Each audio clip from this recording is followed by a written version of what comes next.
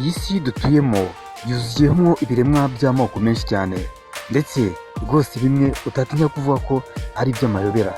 Iyi si yuzuyemo ibiremwa rwose bitagaragara ndetse udashobora kubonesha amaso, atari uko bifite ingano ntoya ahubwo ari uko bifite ubushobozi bwo kuba byagaragara ndetse no kuba bitagaragara.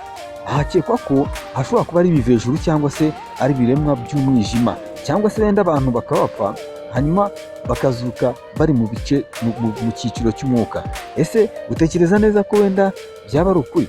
Niba ushaka kumenya byinshi cyane ku bijyanye n'ibyegeranyo bikorwa byagusobanurira uburyo ubuzima bwa mwene muntu bwishemo amabanga, wadukurikira kuri Habigiti Duba TV. Njye ubukurikirana ni Habiyaremye Jean de Dieu.